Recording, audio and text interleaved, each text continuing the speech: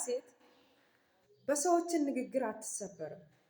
ታዳምጣለች፣ ትሰማለች እንጂ ሰዎችን ይሄንን ብለውኛል ብላ ቦታ አትሰጥም። ምክንያቱ ጠንካራ ስለሆነች።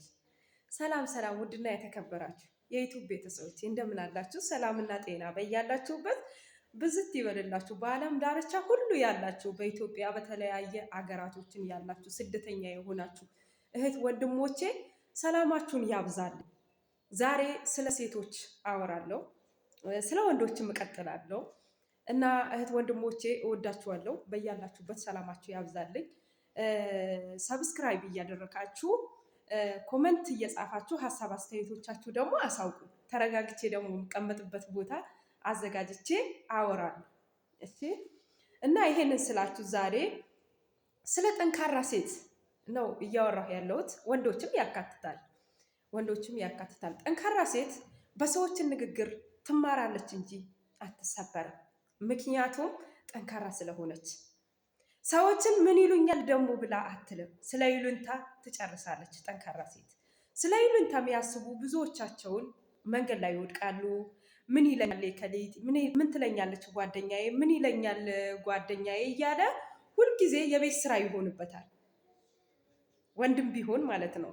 እና ስለ አሉባልታ ትጨርሳለች፣ ስለ ንግሮችን ትጨርሳለች። ስለ ራስዋ ነው የምታስበው ማለት ነው። ይሄንን ነገር ደግሞ የምላችሁ ዛሬ ጥንካሬያችሁ ልታሳዩ ይገባል። ጠንካራ ሆናችሁ በተለይ ሴቶች ልታሳዩ ይገባል። ጥንካሬያችሁ ማየት እንፈልጋለን ነው። ይሄንን ማለቴ ብዙ ጊዜ ምንም የማትችሉ የምመስሉ በጣም ጀግና የመሰላችሁ በየጓዳው ያላችሁ የእናንተ ማንነት ማንም ማያቅ አላችሁና ይሄንን ነገር ደግሞ ላሳውቅ እፈልጋለሁ ማለት ነው። ጥንካሬዋን ለሰዎችን አብዝታ እንትን አትልም፣ አታሳይም። ምክንያቱ እንዳላወቀች ነው የምትሆነው። ያንን ጊዜ አላወቃችን ብላችሁ ለመፎገር ስትቀርቡ ማለት ነው እሷ ከእናንተ በልጣ ትገኛለች። እና ብዙ ጊዜ አታቅም ወይ አያቅም ባልነው ነገር ላይ አውቆ ይገኛል። እና አይችልም ወይ ትችላለች ወይ አትችልም፣ ደካማ ናት ባላችሁት ነገር ላይ ችላ ትገኛለች። እንደዚህን አይነት ሴት ማለት ደግሞ ጠንካራ ሴት፣ ጠንካራ ወንድ ነው። ስለ አሉባልታዎች አትደነቅም። ብዙ ሰዎችን ድክመቷን አውቀው ወይ እሷን ለማድከም ያለችበትን ሁኔታ ያለችበትን እንትን አይተው እሷን ለመጉዳት ይመጣሉ። ነገር ግን እሷ አትጎዳም። ለምን? ከብዙ ፈተና ያለፈች ሴት ናት፣ ጥንካሬዋ የምታሳየው ማለት ነው። እና ብዙ ጊዜ እንደዚህ ዝም ስትሉ ሳታወሩ ሲቀሩ ከሰው ፊት ላይ ከሰው ጋር ፉክክር ሳይዛችሁ ሲቀር ዝም ስትሉ ማታውቁ የሚመስላቸው ብዙዎቻቸው አሉ። ግን በውስጣችሁ ላይ ብዙ ጥንካሬና ብዙ ኃይል ያለው ነገር ኖሮም ማለት ነው። ግን ሰዎች አያውቁላችሁ ይሄንን ነገር ማለት ደግሞ አንድ ሴት ልጅ ጠንካራ ስትሆን ብዙም አትለፈልፍም። በተለይ በሰዎች የተጎዳች ሴት፣ በተለያዩ ነገራቶችን የተጎዳች ሴት አብዝታ አትለፈልፍም። ለምን? ምክንያቱ ስላየችው፣ ከዛ በፊት ተጎታ ስላየችው አብዝታ አታወራም። ከወዳጅ ዘመዶቿ ቢሆን ዝም ብላ ትሳቅ ትጫወት እንጂ የውስጡ አታወራ። ምክንያቱ ሰዎች የተጎዳች በተለያዩ ነገራቶች የተጎዳች ከሆነ ከራስ ዋጋ ነው የምታወራው። ጥያቄዋ ከራስ ዋጋ ነው እንጂ ከሌላ ሰው ጋር አይደለም። እና ብዙ ጊዜ የማያውቁ የሚመስሉ ውስጣቸው ደግሞ በጣም ብዙ ጥያቄ ሞልቶት በጣም የሚያውቁ ደግሞ አሉ፣ ብዙዎቻቸው ማለት ነው።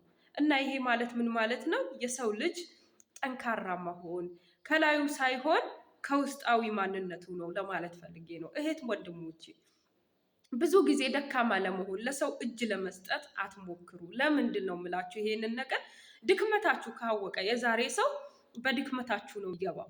በቃ በደከማችሁበት ቦታ ላይ እናንተ ጋር ማለት ብዙዎቻችን ቁስላችን ያለበትን ቦታ ከነገር ነው እንግዲህ ቁስላችን ነክቶ ነው የሚገባው። እና ቦታችሁን አትንገሩ። ይሄንን እዚህ ጋ ነው የኔ የሚጎዳኝ እዚህ ጋ ነው ብላችሁ ሚስጥራችሁ አብዝታችሁ ታውሩ።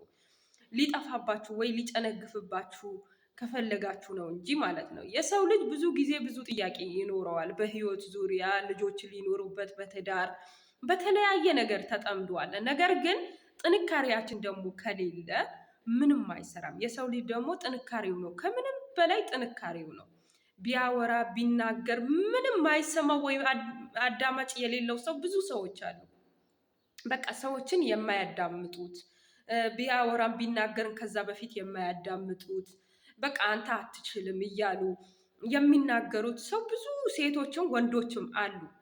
በቁጥር እንትን የማይታወቁ ብዙዎቻቸው አሉ። ነገር ግን እራሳቸው ችለው ዛሬ ቀን ሰብሰብ ብለው ሲቀመጡ እነሱን ለመነካካት የሚመላለስ ሰው አለ። ይሄንን ማለት ምን ማለት ነው? ትላንትና የሸኘኸውን ሰው ዛሬ ወደ ህይወትህን አትጋብዝ። ራስህን ጥንካሬህን አሳይ።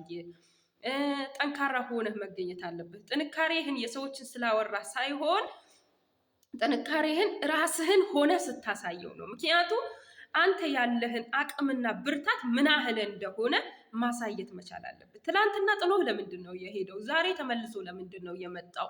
ዛሬ የመጣው ምን ሊያደርግ መጣ ወደ አንተ ህይወት? ይሄንን ነገር ማሰብ መቻል አለባችሁ እህት ወንድሞቼ፣ በተለይ በስደት ሀገር የምትኖሩ ብዙዎቻችሁ ወይ በስልክ አሰናብቷችሁ ሄዶ ይሆናል። ሲመቻችልሽ ወይ ኑሮ ሲመችሽ ወይ ያለሽበት ሁኔታ ሲያምርብሽ ተመልሶ የሚመጣ ሰው ድጋሚ መልሶ ሊገልሽ የፈለገ ሰው ነው እና ጥንቃቄ ማድረግ መቻል አለባችሁ። ወንዶች ብትሆኑ ራሱ ተመላልሶ የሚመጣ ሰው ጥሩ አይደለም። ትላንትና በእናንተ ድክመትና በእናንተ ጉዳት ደስ ብሎት የሄደውን ሰው ጥሏችሁ የሄደውን ሰው ማንም የላቸውም ብሎ ጥሎዋችሁ መንገድ ላይ የሄዱትን ሰው ዛሬ ቀን መልሳችሁ ብትቀበሉ ጉዳቱ የእናንተ ነው። ለምን ትላንትና ለምን ሄደ? ዛሬ ለምን ተመልሶ ይመጣል? ዛሬ ያንን ሰው ደግሞ እንትን ለማለት እናንተ እንደዛን አይነት ሰው በእናንተ ድክመት ሊስቅና ሊጫወት የፈለገ ሰው ምን ሆናችሁ ነው የምታሳዩት የሚለው ደግሞ እንናገርበታለን በድጋሚ ማለት ነው። የእናንተ ድክመትን አይቶ ከዛ በፊት ጥሏችሁ እናንተ ምንም እንደማትችሉ የዋህ ጅል ምንም ማያቅ ተፈላጊነት የሌለሽ ወይ የሌለህ አድርጎ ከሄደ ወንድም ይሁን ሴትም ይሁን ጠንክረህ ተሽለህ መገኘት ነው የዛ ሰው መድኃኒት። በስራ ዙሪያ ይሁን በምን ይሁን ጠንክራችሁ ተሽላችሁ መገኘት መቻል ነው ያለባችሁ። ጥንካሬያችሁን በሱ ማሳየት ነው ያለባችሁ። የሰው ልጅ ጠንካራ ነው የሚባል በነገራት ላይ በተለያዩ ፈተናዎች ላይ ሲያልፍ ነው ማለፍ ሲችል ነው እንጂ ጥንካሬው የቱ ጋ ነው ይባላል። የሰው ልጅ ዝም ካለ መልስ የለውም፣ ካልጠራ አቤቱታ የለውም። ማንም ሰው አቤት አይልም፣ ሳጠራው አቤት አይልም። እና ጥንካሬህን ለራስህ ንገረው፣ አሳየው። ከዛ አልፎ ተርፎ ጥሩ ነገር ብትሰራ ሰዎችን ደስ ይላቸዋል ብለህ አትስራ። መጥፎ ነገር ብትሰራ እንደዛው አምላክህን አታሳዝን። ከዛ አልፎ ተርፎ ራስህን ጠብቅ። ብላ፣ ጠጣ፣ ዘና በል። የዛሬ ሰው ማንም ቢኖርህም ቀለም አያጣም ስላለው ነው። በቃ የማይባል ነገር የለም። ብዙ ነገር ትባላለህ። ብታገኝም ባታገኝም ስም አይታጣልህም። ድሃን ከሆንክ ይሄ ቆሻሻ እየተባልክ ነው እንትን የምትባለው። በመቀጠል እሱን ብለህ የምትሄድ ነገር ከሆነም በቃ እሱ ተከታይ እንደሆንክ ሌላ ቦታ መሄጃ እንደሌለክ አድርጎ ያይሃል። እና ጥንካሬያችሁ ምን አድርጋችሁ ነው የምታሳዩት? እንዴት ነው የምታሳዩት ደግሞ የሚለው ጥንካሬያችሁ በዝምታ ውስጥ አስገቡት። አሁን ብዙ ጊዜ ዝምታ ምን እንደሆነ ብዙዎቻቸው አይጠቀሙበትም። ዝምታ ማለት ራስ የቻለ መልስና ሁሉ ነገር አለው። ጥያቄ ራሱ አለው ራስ የቻለ። እኔ ለራሴ የሚጠይቀኝ ቀን አለ። ይሄ ለምንድን ነው ያደረኩት? ይሄ ለምንድን ነው የሰራሁት? ይሄ ስለሰራሁት ደስ ብሎኛል ብዬ ራሴ የምረዳበትን ቀን አለ። መረዳት የምችልበት ጊዜ አለ። ይሄንን ማለት ምን ማለት ነው? ዝምታችሁ ከብዙ ጥያቄዎችን ይገላግላችኋል። እውነቴ ነው የምናገራችሁ። አሁን ከሰው ጋር ስታወሩ ብዙ መዘዝ ይመጣል። ግን ከራሳችሁ ጋር ደግሞ ስታወሩ ማንንም አይወቅሳችሁም፣ አያወራችሁም ምናምን ነገር እና ራሳችሁ ጥንካሬያችሁ በውስጣችሁ አድርጉት።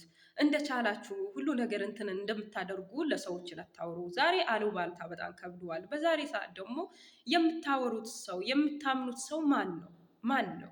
ሚስጥሬ ነው ብላችሁ የተናገራችሁት አገር ለአገር ሰምቶት ፈምሰዋል በየቦታው ማለት ነው። ይሄንን ደግሞ ማለት ምን ማለት ነው? ሆዳችሁ እራስ የቻለ ሚስጥራዊ ጓደኛችሁ ይሁን።